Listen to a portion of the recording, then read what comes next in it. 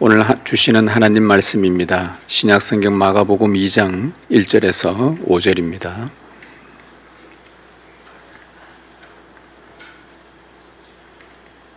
우리 한 절씩 교독하고 마지막 5절은 함께 읽겠습니다. 수일 후에 예수께서 다시 가버나움에 들어가시니 집에 계시다는 소문이 들린지라.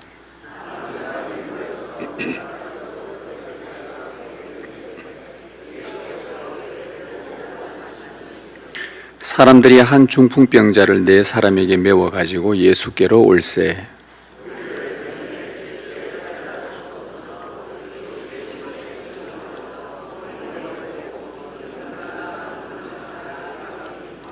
같이 있습니다. 예수께서 그들의 믿음을 보시고 중풍병자에게 이르시되 작은 자야 네 죄 사함을 받았느니라 하시니. 아멘. 주님, 이제 우리가 주의 말씀 듣겠습니다.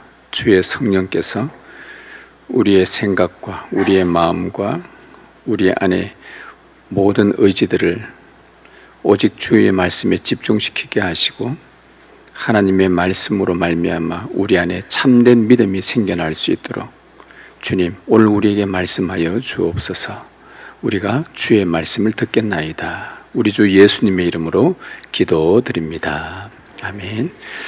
네, 계속 이어서 마가복음 말씀을 전하고 있습니다. 오늘 말씀은 2장 1절에서 원래 12절까지인데 두 번 나누어서 오늘과 다음 주일, 오늘은 믿음에 대해서, 다음 주일은 죄를 사하는 예수님의 권세에 대해서 그렇게 한번 나누어서 설교하겠습니다. 예수님의 초창기 이 갈릴리 지역에서의 사역은 누가 봐도 눈부시게 아주 성공적이었습니다. 가는 마을마다 오직 메시아만이 행하실 수 있는 하늘의 권능을 나타내셨죠. 주님이 어디에 계신다는 소문이 들리기 시작하면 순식간에 수많은 인파가 예수님께로 몰려들었습니다. 오늘 본문도 마찬가지입니다. 예수님께서 가버나움의 한 가옥에 계신다는 소문이 퍼지자 얼마나 많은 사람들이 몰려왔는지 문 앞 발 디딜 틈조차 없을 정도였습니다. 바로 그때 중풍병을 앓는 한 사람을 내 친구가 침상째 메고 예수님을 찾아왔습니다.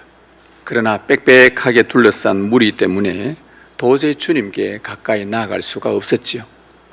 그러자 그들은 바깥 계단을 이용해서 지붕 위로 올라갑니다.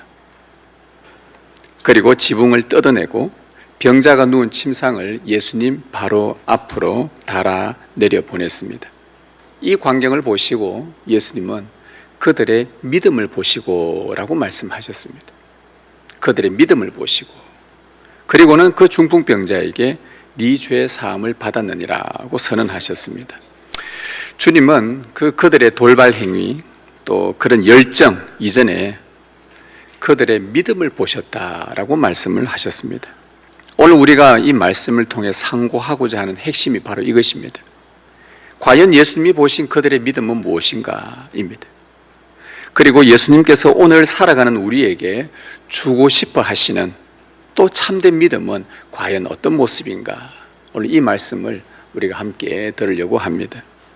본문에 나오는 중풍병자가 앓는 이 중풍은요, 현대의학으로 보면 요즘은 뇌졸중이라 그렇게 표현하기도 합니다. 물론 그 당시 때 중풍과 번역으로 한 이 단어와 오늘날의 뇌졸중이 똑같지는 않을 겁니다.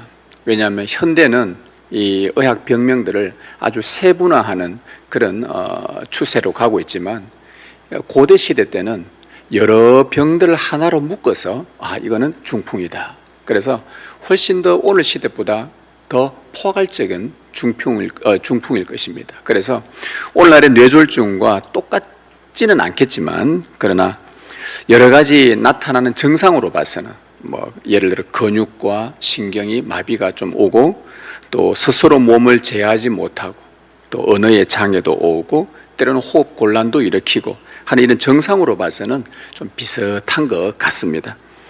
그러나 그보다도 이 몸의 고통보다 더 괴로운 것은 그 당시 유대인들이 가지고 있었던 중풍에 대한 사회적 인식이었습니다.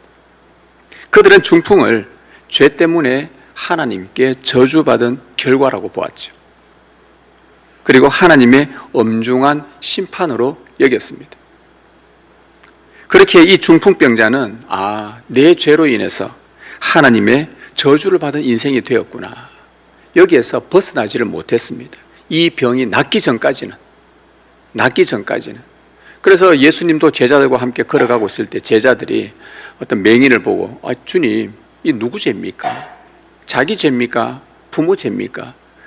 제자들도 그 사회적 인식이 질병은 하나님께 저주받았다, 벌을 받았다, 뭔가 이유가 있겠지, 뭔가 하나님 앞에 죄진 게 있으니까 저렇게 됐겠지, 그런 사회적 인식이 가득했던 것이죠. 그래서 이 중풍병자는 몸의 고통도 고통이지만 더 괴로운 것은 사람들로부터 찾아오는 사회적 인식, 따가운 시선, 하나님께 저주받은 인생이라는 심한 정죄감, 양심의 무거운 짐 때문에 자괴감과 또 절망의 깊은 수렁에 빠져 있었습니다. 이것이 더 힘들었습니다. 게다가 이 남성은 가장으로서 가정을 제대로 돌볼 수가 없었습니다. 자기 몸과 마음 어느 것 하나 스스로 제어할 수 없어 타인의 도움으로만 겨우 움직일 수 있는, 말 그대로 마비된 상태입니다. 완전한 마비 상태였습니다. 생각도 마비되고 감정도 마비가 되고 살아갈 의지조차도 완전히 마비된 상태이죠. 이것이 중풍병자의 삶이었습니다. 그러던 중 예수님께서 병을 고치셨다라는 소문을 듣게 되었죠. 어찌 찾아가지 않을 수 있겠습니까? 그런데 그 중풍병자 옆에 있던 친구들 역시 이 친구로 인해서 이 친구의 그 절박함을 너무나 잘 알고 있었거든. 이 친구가 괴로워하고 힘들어하고 너무 고통스러워하고 때로는 죽고 싶어하고 생을 마감하고 싶어하고, 내 이렇게 살아서 뭐하냐, 의지는 모두 다 상실해버린 그 중풍병자야 늘 수시로 내놓는 입에서 나오는 그 괴로운 심정들을 이 친구들이 알고 있었기 때문에 예수님이라는 분이 병을 고친다더라, 그의 병 고침은 다른 의사들과 다르다더라, 말씀으로 고치고 손으로 만지는데 그냥 병이 낫는다더라. 어찌 그 친구들도 그 중풍병자를 앓고 있는 그 친구의 절박한 심정을 알았다면 가만히 있을 수 있겠습니까? 우리 가보자. 마비된 육신, 망가진 감정, 아무것도 할 수 없다는 의지의 상실을 회복하고 싶다. 이거 다시 한번 깨끗하게 치료받고 싶다. 하나님께 저주와 하나님께 받은 심판, 이 모든 것도 정리하고 싶다. 회복되고 싶다. 이 소원이 그들에게 갑자기 불일 듯 일어났습니다. 하지만 현장에 도착해 보니 수많은 인파로 문 근처조차 가지 못했습니다. 들어갈 수가 없습니다. 아니, 대문 안에 예수님이 계시고 말씀을 전하시는데 거기도 사람이 빼곡한데 그 대문 바깥에도 얼마나 많은 사람들이 있는지, 이 바깥에 있는 사람, 멀리 있는 사람은 예수님의 말씀 들리지도 않아요. 그런데도 한번 만나보려고 빼곡하게 있는 가운데 중풍병자가 움직이지도 못하는 그를 침상째 내 친구가 데리고 왔는데 들어갈 수가 없는 거예요. 자, 이쯤 되면 여러분들은 어떤 생각하겠습니까? 오늘은 날이 아닌가 보다. 다음을 기약하자. 여러분 그러실 거예요?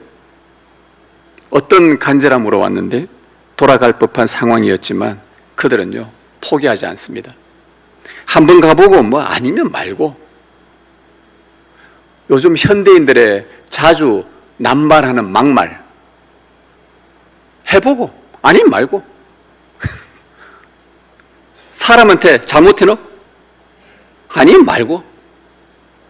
이게 여러분, 이 친구들이 이런 식의 막연한 기대 아니었을 것입니다. 문으로 들어갈 수 없자 그들은 지붕으로 올라가는 생각을 떠올립니다. 왜냐하면 이 고대 시대 이스라엘의 유대인들의 가옥은 지붕이 지프로 되어 있어서 아래로 통과할 수 있도록 또 만들어 놓았거든요. 여러분들 그 룻기스에 보면 룻이 정탐꾼들을 숨겨두지 않습니까? 어디에 숨겨놓죠? 지붕에 3대 펼쳐놓습니다. 그 지붕을 이 사람들이 가서 뜯어낸 거예요. 뜯어내면 밑으로 통과하는 길이 있으니까 문이 없자 새로운 문을 만들어내서라도 예수님을 만나야 되겠다. 예수님 만나야 되겠다. 예수님은 지붕에서 내려온 중풍병자를 보시고 그 친구들의 이런 행위를 뭐라고 말씀하셨냐? 그들의 무엇을 보시고? 믿음을 보시고 믿음을 보셨다.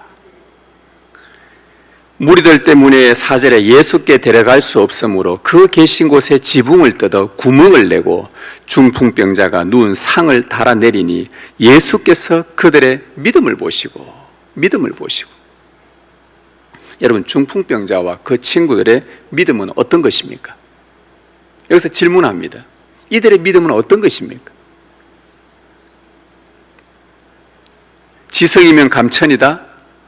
이런 식의 교훈입니까? 내가 정성을 다하면 하늘도 감동한다. 봐라, 지붕 뚫고 내려가니까 예수님 만나잖아. 열심히 사십시오. 여러분, 열심히 부르짖으십시오. 지성이면 감천입니다. 이 교리입니까? 그것은요, 교회 밖에서도 가르쳐 줍니다. 굳이 마가가 복음서에 지성이면 감천이다, 이거 가르치려고 이 복음서, 이 소중한 복음서에 예수님 이야기에 이걸 넣었을까요? 물론 지성이면 감천은 일반 계시에서 하나님이 주시는 은혜가 있습니다. 이 땅에서 열심히 또 하나님 앞에 지석정성 빌면 하늘이 감동해서 그 사람을 돕기도 하죠. 이것은 하나님의 일반 은혜의 원칙입니다. 그렇게 하기도 합니다. 그러면 이 복음서에서도 굳이 그걸 설명하려고 이렇게 기록을 했을까요? 아니에요. 이 복음서 저자 마가가 이 본문을 통해 오늘 우리에게 전해주고자 하는 바가 뭔가? 여러분, 지성이면 감천은요, 누구에게 비는지 모릅니다. 그냥 빕니다. 누구에게 빕니까? 라고 하면은 요즘 어떤 사람은 아이고 나는 막 급하면은 부처님께 빌고, 더 급하면 부처님 예수님께 빌고, 더 급하면 부처님 예수님 공자님 다 이런 데가 다 빈다 하잖아요. 그런데 이 복음서 저자 마가가 그러면 이 본문을 통해 우리에게 전하고자 하는 것, 이게 뭔가? 영적 중풍, 영적 마비로부터 구원받고 회복되는 것은요, 하나님의 아들이신 예수님과의 인격적인 만남을 통해서만 가능하다는 것을 보여주는 것입니다. 세상의 많은 것들로 인해 우리의 소원을 이루어 갈 수 있습니다. 그러나 성경은 모든 인류의 구원과 모든 인류가 겪고 있는 죄로 말미암아 타락한 영적 마비 현상과 영적 중풍이 회복되고 깨끗하게 되고 새롭게 될 수 있도록 하는 것은 오직 하나님의 아들이신 예수 그리스도 그분과의 만남이라는 것입니다. 성경은 반복해서 마가는 이 부분을 계속해서 강조합니다. 여러분, 예수님이 누구시기에 우리가 그분을 만나야 됩니까? 마가복음 시작에서 말하죠. 마가는 그냥 처음부터 하나님의 아들 예수 그리스도의 복음의 시작이라 우리가 이 설교를 듣고 지금까지 왔습니다. 마가는 처음부터 끝까지 동일합니다. 내가 전하고 있는 이 예수는 하나님의 아들이시다. 그분은 창조주시고 그분은 구원자이시고 우리의 영적 마비와 영적 중풍을 깨끗하고 새롭게 하실 유일한 분이시다. 하나님의 아들로서 선포되셨습니다. 그렇다면 하나님의 아들이신 주 예수께 나아가 그분과 인격적인 만남을 간절히 바라는 것, 이것이 오늘 성경은 믿음이라고 말씀합니다. 오직 주 예수 그리스도를 향한 이 믿음이 없이는요, 구원이 없고 영적 중풍에 마비된 채 평생 살아갈 수밖에 없다는 것을 우리에게 알려줍니다. 여러분, 영적 중풍이 뭡니까? 여러분은 혹시 요즘 현대용어로 영적 뇌졸중에 혹시 걸려 계십니까? 뭡니까 이게 도대체?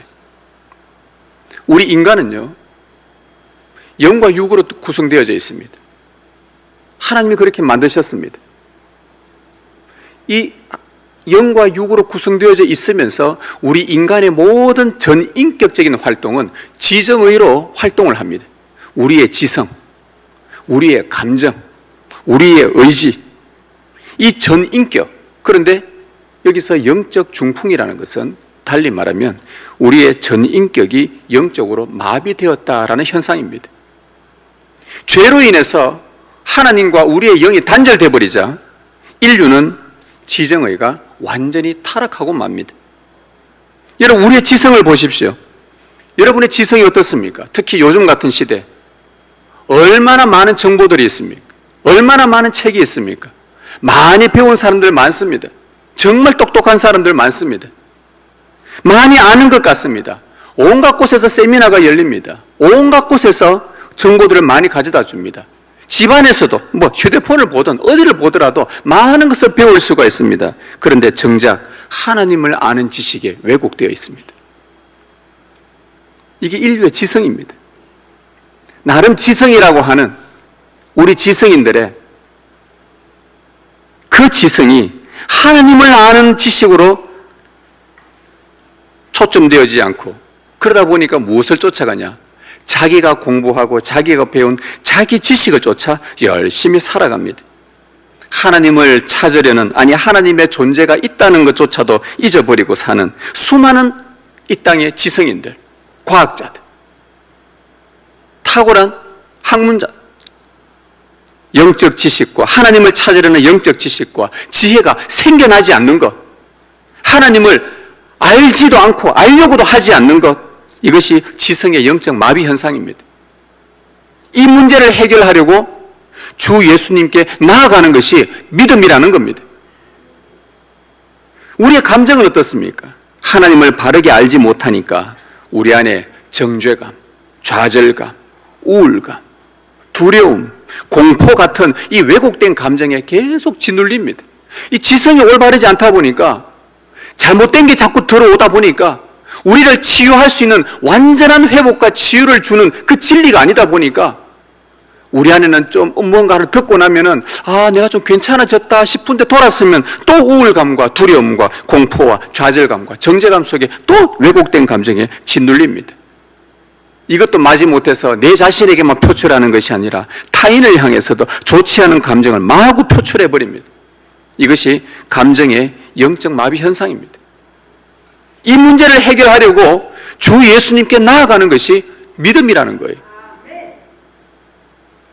그러면 우리의 의지는 어떻습니까? 지성과 감정이 왜곡되니까 우리의 의지는 자주 내뱉는 말, 내가 이렇게 살아서 뭐하나? 거룩한 삶을 향한 동력, 의지를 잃어버리는 거예요. 그리고는 타인을 향한 사랑이 아닌 폭력과 이기심을 휘두르는 것. 이것이 다 우리의 의지의 영적 마비 현상입니다. 이 문제를 해결하려고 주 예수님께 나아가는 것이 믿음입니다. 여러분, 믿음이 뭡니까? 오늘 주님이 보셨다는 이 믿음, 이렇게 본래 지음받은 하나님의 형상 잃어버리고 마비된 나의 전인격을 하나님의 아들 예수 그리스도 앞에 겸손히 나아가 내려놓는 그 행위가 믿음이라는 거예요. 예수님과 참된 인격적 만남이 이루어지면요, 먼저 우리의 지성이 회복됩니다. 하나님을 아는 지식으로 점점 채워지기 시작합니다. 그러면 인생의 목적도 알게 되고, 내가 이걸 평생 모르고 살았구나.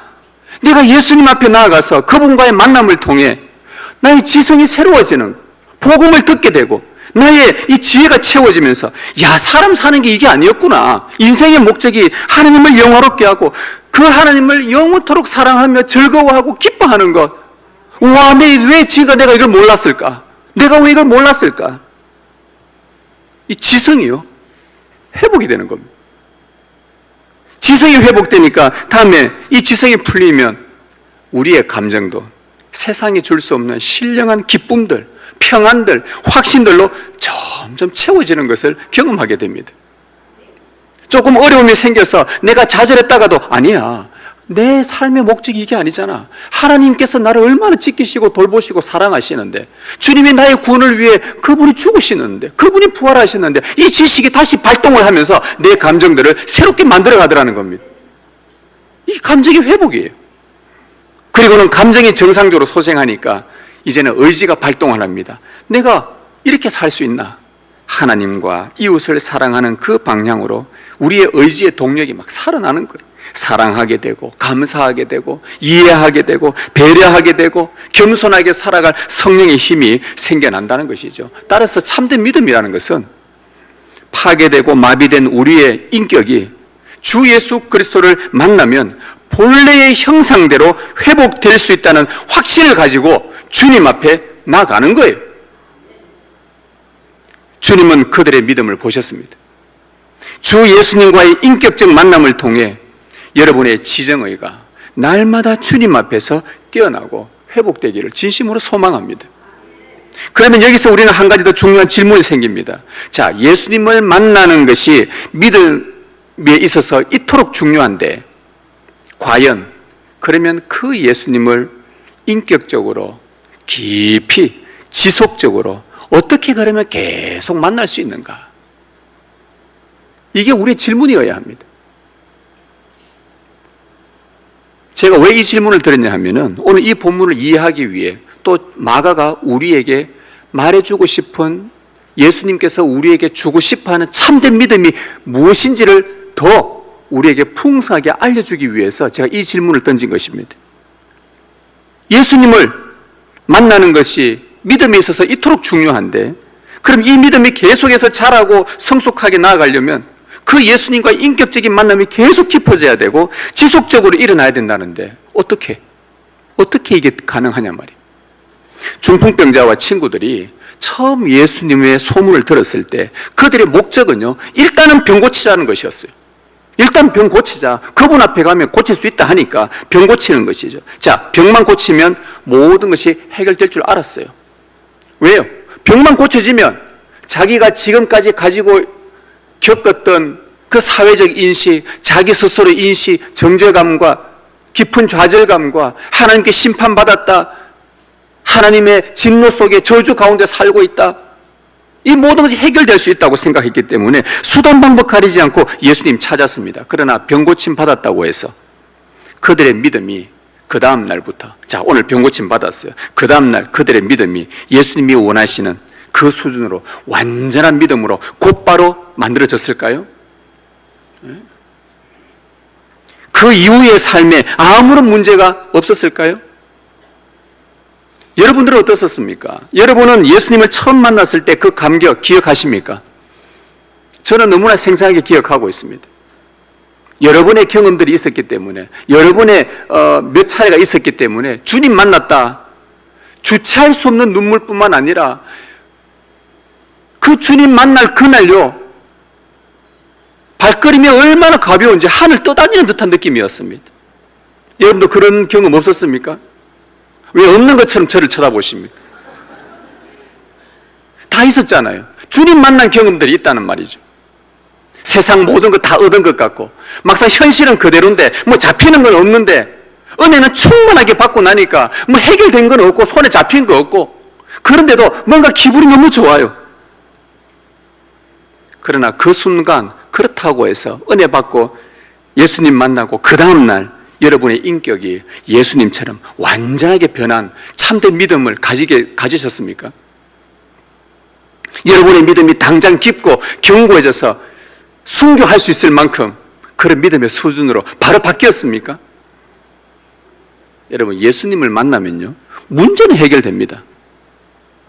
문제는 해결돼요. 그러나 우리는 단지 일시적인 현상 유지, 문제 해결만을 원하지 않습니다.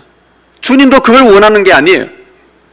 우리의 지정의가 예수님을 만나고 그 감격 속에 또 만나고 또 만나고 또 만나고 지속적인 인격적 만남을 통해 하나님을 향한 사랑으로 내 안에 점점 충만해지고 주 예수님의 인격을 점점 더 깊이 닮아가고 성령의 인도하심을 순간순간마다 받아가는 그 믿음으로 나아가기를 우리도 원하고 주님도 원하실 것입니다. 그러기 위해서는 주님은 단 한 번이 아니라 인격적으로 그 주님을 지속해서 깊이 만나야 한다는 것입니다. 그렇다면 무엇으로 주님과의 만남을 지속할 수 있습니까? 여기서 제가 또 앞에 했던 질문을 또 다시 하게 됩니다. 무엇이 우리 안에 이 깊은 믿음을 만들어냅니까? 주님을 만나는 것이 우리 믿음에 있어서 너무 유익한데 이것의 지속적인 인격적 만남 어떻게 유지할 수 있냐는 것이죠. 마가는 오늘 본문에서 우리에게 딱 숨겨놓은 듯한 그냥 스쳐 지나갈 법한 구절을 아주 짧게 집어넣습니다. 2절 말씀에 우리에게 분명한 답을 줍니다. 바로 말씀입니다. 많은 사람이 모여서 문 앞까지도 들어설 자리가 없게 되었는데 예수께서 그들에게 도를 전하시더니, 이 당시 때 사람들은 예수님께서 도를 전하시는데, 복음을 전하시는데 이것보다 그들이 더 마음의 관심은 뭐였습니까? 자기 필요였어요. 병 고쳐야 되니까, 귀신 쫓아내야 되니까, 내 필요한 것 얻어내야 되니까, 예수님 만나면 되니까. 그런데 마가는 우리에게 이 부분을 기록을 해놓습니다. 예수님은 갈릴리에서 질병 고치고 귀신을 쫓아내신 일만 하신 것이 아닙니다.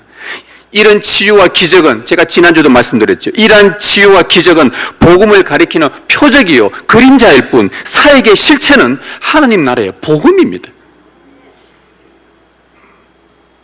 예수님의 사역의 가장 깊은 중심에는 언제나 하나님 나라의 복음, 진리를 가르치고 선포하는 말씀 사역이 있었습니다. 여러분, 예수님께서 이 땅에 내려오실 때에 무엇을 가지고 내려오신 겁니까? 이 세상에는 하나님과 단절되어져서 하나님을 아는 지식이 없어요. 지식이 없으니까 이 감정과 이 의지가 하나님의 뜻대로 살아내지를 못하는 겁니다. 그래서 예수님은 하늘에서 성부 하나님과 성령 하나님과 계시면서 이 하늘의 비밀을, 이 하늘의 기쁜 소식을, 하늘의 아주 좋은 복음을 이 땅 가운데 충분하게 설명하고 충분하게 알려주기 위해 이 땅에 오셨다는 거예요. 그래서 그분이 이 세상에 오셔서 3년 동안 하신 것이 뭡니까? 성경이 왜 이렇게 66권이나 됩니까? 그리고 성경을 연구해서 성경을 더 잘 이해할 수 있도록 만들어낸 성경에 관련된 책이 지금도 셀 수 없이 출판되고 있습니다. 끊임없이 예수님에 대한 이야기, 하나님에 대한 이야기, 하늘에 대한 이야기가 지금도 쏟아지고 있습니다. 예수님의 사역의 그 중심에는 뭐가 있냐? 말씀 사역이 있는 것입니다. 예수님은 그분의 삶을 보십시오. 제자들과 함께 다니면서 기적을 행하셨어요. 기적 행하고 나면 그날 저녁에 와서 피곤하잖아요. 그러면 제자들과 함께 딱 모여서 저녁 식사도 하면서, 그때에 예수님이 하신 일이 뭐냐? 제자들에게 그 낮에 행했던 그 기적들의 의미가 무엇인지 말씀으로 하나하나 풀어주셔요. 이게 주님의 제자 훈련 방법입니다. 여러분, 제자 훈련 뭐 다른 게 아니에요. 자, 이번 12주간 제자 훈련합니다. 자, 성경 암송하십시오. 자, 숙제 해왔습니까? 숙제 체크하고, 왜 이거 안 해왔냐고, 왜 큐티 안 했냐고, 뭐 안 했냐고, 이거 점검하고. 그게 아니고요. 진짜 제자 훈련은요, 하나님의 말씀이 하나하나 주님께서 이 하나님 나라의 복음이 무엇인지 이해 못하는 우리에게 이 마비된 지성을 회복시키려고 계속 말씀 풀어주는 겁니다. 제자들도 믿음이 약했습니다. 그러나 주님 곁에서 그분의 입에서 나오는 하늘의 비밀, 복음의 말씀을 계속 들으면서 그들의 믿음이 자라는 거예요. 예수님을 만난다는 게 믿음인데, 이 믿음의 지속성을 위해서 무엇이 필요하냐? 하나님의 말씀이 우리 안에 끊임없이 찾아오는 것입니다. 말씀을 바르게 깨달아야 그 다음엔요, 우리의 기도가 바르게 나오는 것입니다. 우리의 기도가 바르게 되어야 하나님 나라 위해서 삶을 바르게 헌신할 수 있는 것입니다. 그럴 때 마침내 순교할 수준의 굳건한 믿음으로 우리도 모르는 사이에 그 자리에 가 있는 거예요. 그러면 다시 처음 질문합니다. 예수님을 만나는 것이 믿음에 있어서 참 중요한데 어떻게 예수님을 인격적으로 계속 깊이 만날 수 있는가? 답은 명확합니다. 말씀을 전하시는 예수님께 나아가서 이 중풍병자와 그 친구들이 병을 고치러 사실 갔지만은 그 예수님을 만나고 할 때 예수님은 뭘 하고 계셨습니까? 도를 전하고 계셨다고 하지 않습니까? 말씀 전하시는 예수님께 우리가 나아가서 그분의 말씀으로 우리의 무너져버린 지정의를 충만히 채우는 것이죠. 말씀을 사랑하는 것, 이것이 우리 안에 참된 믿음을 일으키는 유일한 원동력입니다. 우리가 잘 알고 있는 사도 바울, 예수님을 만나고 복음을 듣고 예수님과의 인격적인 지속성을 계속 이어나가면서 그가 깨달은 것, 하나님이 주신 계시, 그가 깨달은 게 뭡니까? 바울이 고백합니다. 믿음은 들음에서 나고 들음은 그리스도의 말씀으로 말미암는다. 이걸 그가 단언을 했어요. 로마서 10장 17절에서 믿음은 이렇게 생기더라. 그리스도의 말씀을 들음으로 생긴다. 그래서 이 성경을 연구한 바울의 말하는 것과 복음서의 내용, 성경 전체에 대해서 연구했던 우리의 종교개혁자 존 칼빈 선생님은 이런 말을 하나 남겼어요. 기독교 강요에서 들어보십시오. 말씀이 빠진 기적은, 말씀이 없는 기적은, 이적은 영혼을 그릇된 길로 인도하는 환상에 불과하다. 성령은 오직 말씀을 도구 삼아 우리 안에 참된 믿음을 창조하신다. 그리고 사도 바울의 이 단언과 존 칼빈의 이 글을 또 그대로 전수받았던, 그래서 오늘 우리가 직분 서약할 때 목사가 서약을 하고 장로가 서약을 하고 집사 권사가 여러분 앞에 서약을 할 때 서약하는 웨스트민스터 신앙고백서 제14장 1항에 구원에 이르게 하는 믿음의 은혜는, 우리를 구원에 이르게 하는 그 믿음, 그 은혜는 성령의 사역이다. 그런데 통상적으로 말씀 사역을 통해 발생한다. 우리에게 명확하게 알려줍니다. 그리고 이 사도 바울의 말씀과 존 칼빈의 가르침과 신앙 고백서의 글을 따라서 그 뒤에 따라온 청교도들 중에 존 오웬이라는 사람이 있어요. 청교도의 그의 아버지라 할 만큼 이분의 글은 몇 수십 번, 수백 번 읽어도 모자랄 만큼, 그분이 무슨 말을 했냐?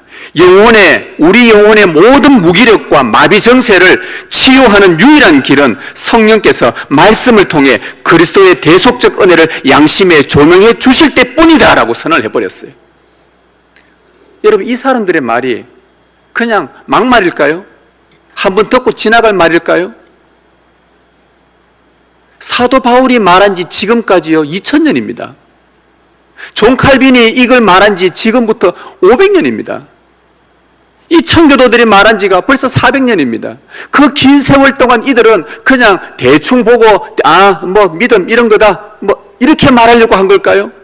오랜 세월 동안 수많은 사람들의 공통된 분모, 우리의 믿음 어떻게 생겨나냐? 이 구원하는 믿음이 있어야 되는데, 그래야지 우리가 구원을 얻고 우리의 마비된 모든 정세들이 풀려져 가고 주님과 함께 영원한 교제 속에 들어갈 건데, 이게 어떻게 무슨 방법으로 계속되는 인격적 지속으로 넘어갈 수 있을 것이냐? 성령께서 역사하시는 말씀 사역이구나. 여러분,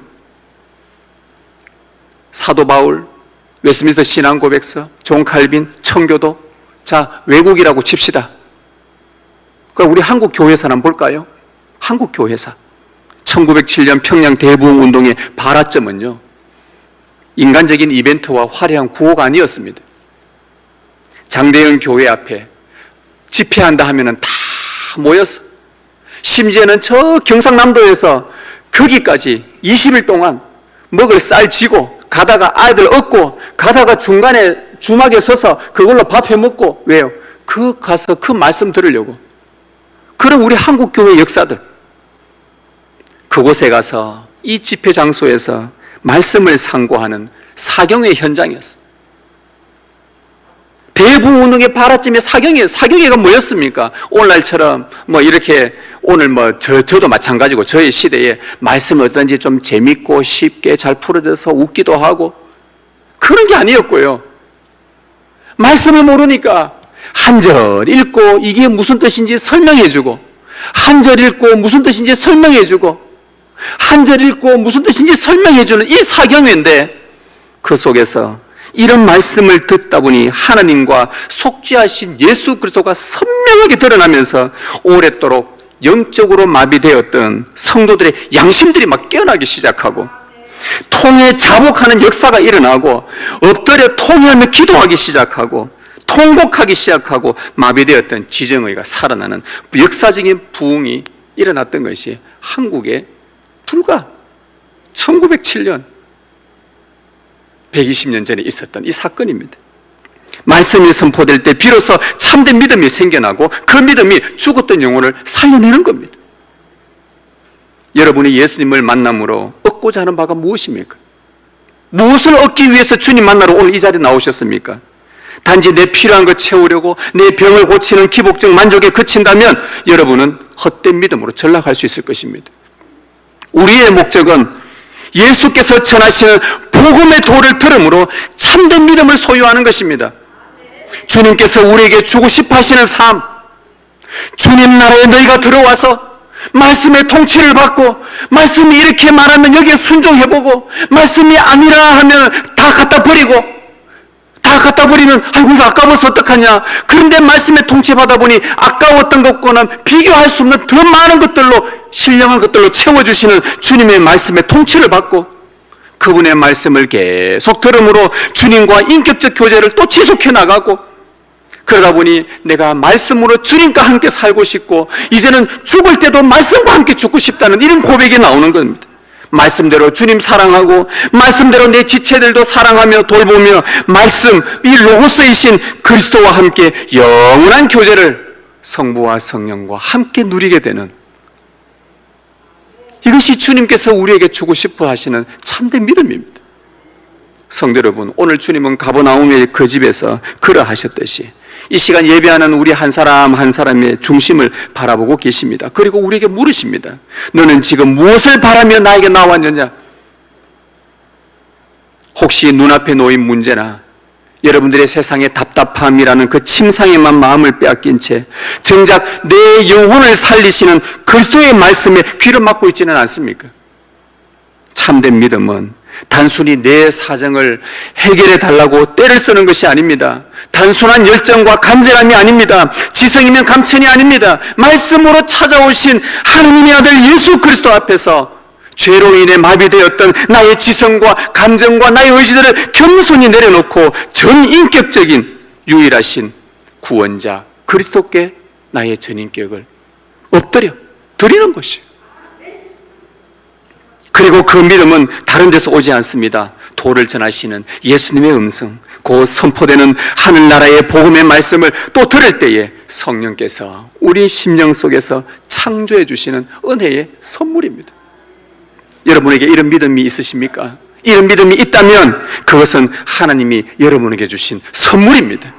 이 믿음의 선물로 즐거워하십시오. 혹 다른 것 부족하더라도, 이 세상 살아가는데 좀 없더라도 주님께서 우리에게 이 믿음 주셨다는, 이 선물 주셨다는 것 때문에 내가 즐거워하고 말씀으로 참된 믿음 생겨난 것 자체가 우리에게는 가장 큰 즐거움이요 기쁨으로 여기시길 바랍니다.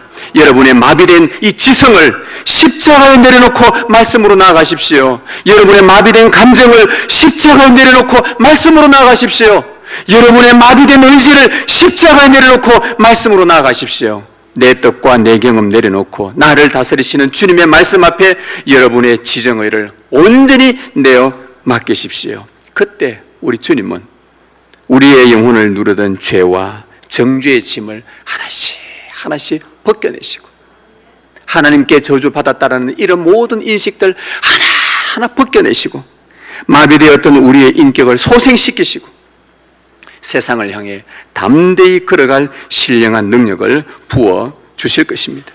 날마다 복음의 말씀을 깊이 들음으로, 깊이 읽음으로 주님과 인격적인 동행을 하시고 마비된 세상을 참 사랑으로 살려내는 참된 믿음의 제자로 살아가시게 주님의 이름으로 축복합니다.